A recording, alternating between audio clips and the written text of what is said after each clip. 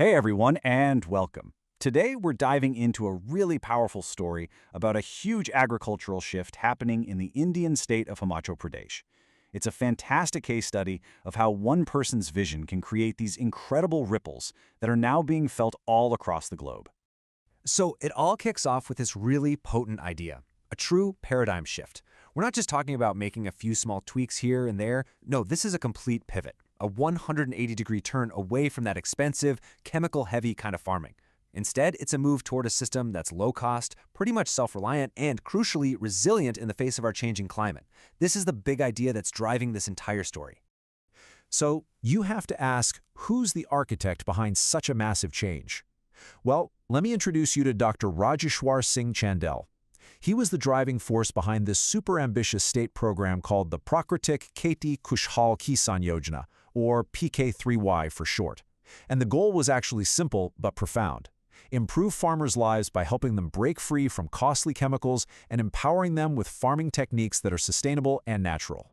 As the program's very first executive director, Dr. Chandel's job was basically to take that vision and make it a reality across an entire state. And the challenge was just immense. I mean, can you imagine trying to roll out a brand new model across the incredibly diverse and often really difficult terrain of Himachal Pradesh? It was a truly monumental undertaking.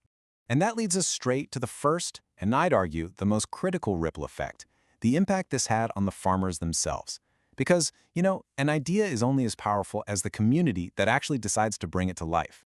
This is always the real test, isn't it? When you introduce a change that's this fundamental, the most important question is always, are people actually going to get on board? So let's take a look at the results.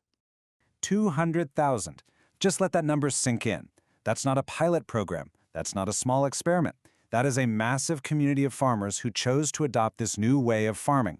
This number, one of the key success metrics of Dr. Chandel's work, just goes to show how deeply this vision connected with people on the ground. And of course, a success this big didn't just stay put. It created this proven, climate-resilient blueprint that other states all across India started to look at. They saw it as a real, viable path forward for their own farming communities.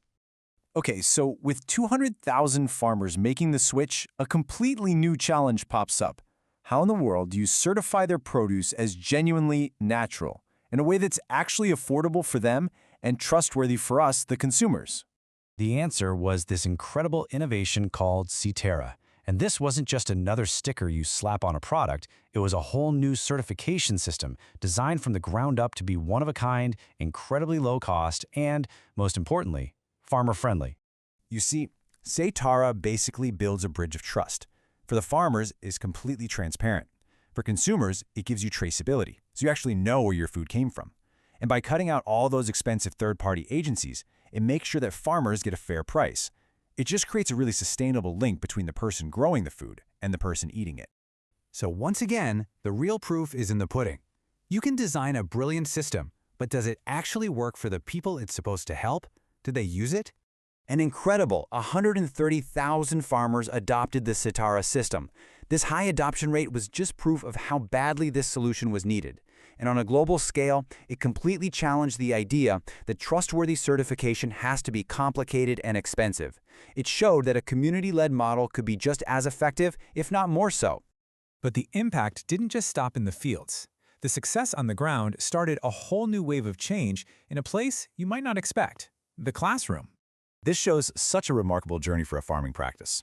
The real-world success that happened under Dr. Chandel's guidance was then validated by actual scientific research. And that research then became the foundation for brand new curricula, which led to this historic achievement, the first ever university degree program in natural farming. It's now shaping the next generation of agricultural leaders. So, here's the crucial point. All these ripples, empowering farmers, innovating certification, and transforming education, they all merge together into one final, powerful wave that has true global significance. This comparison really just puts that whole paradigm shift into perfect focus. On one side, you've got the old model, high costs, high dependency, and really vulnerable. And on the other, you've got the natural farming model, self-reliance, more biodiversity, and resilience in the face of climate change. The choice is, well, it's pretty stark. And guess what? The world is taking notice. This isn't just an Indian success story anymore. Research institutions in the West are now collaborating on this very methodology, trying to figure out how to break their own dependence on chemical inputs. Local innovation is now informing global practice. And that really brings us to our final thought. The story of natural farming in Himachal Pradesh is so much more than a case study. It's a testament to what's possible. And it leaves you wondering, what happens when a local solution to a local problem turns out to be so effective it becomes a blueprint for solving a truly global problem? Thanks so much for joining me.